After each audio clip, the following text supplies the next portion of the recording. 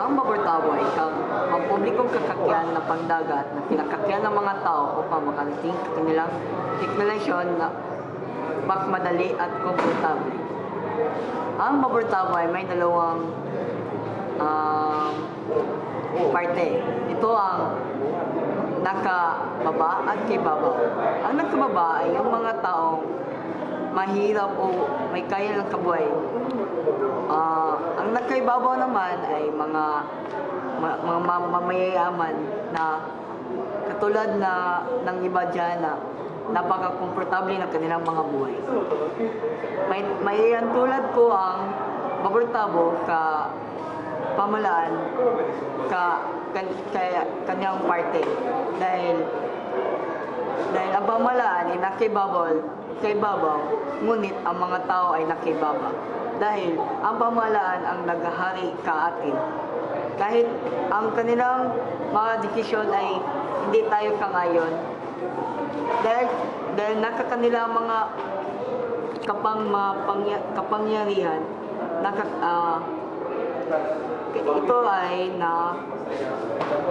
ito pa rin ay naikakatuparan kahit labag mga tao.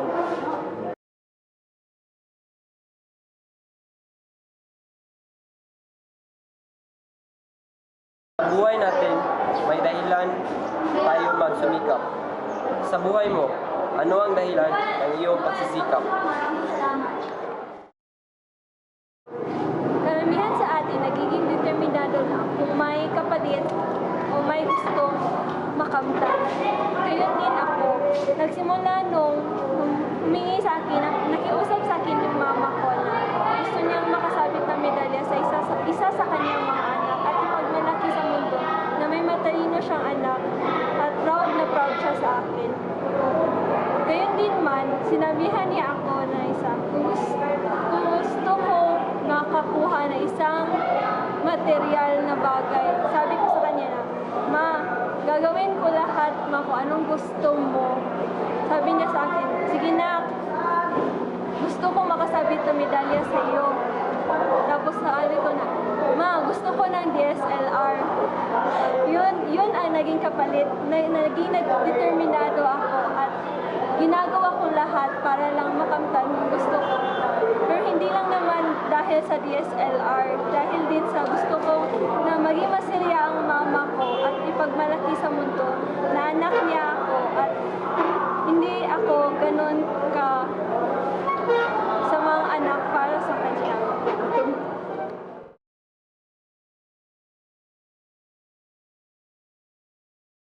Buti ba magiganti? Hindi kasi yan situation. May iba na grabe. Gusto talaga nilang mag-higante kasi wala lang para maipag-higante nila ang kanilang mga minamahal at ang kanilang mga karapatan. Pero hindi talaga yun mabuti kasi sabi na nga ng Diyos na yun, narinig mo sila, yun, sabi ng Diyos. Tapos, yun, hindi mabuting maghigante, yun.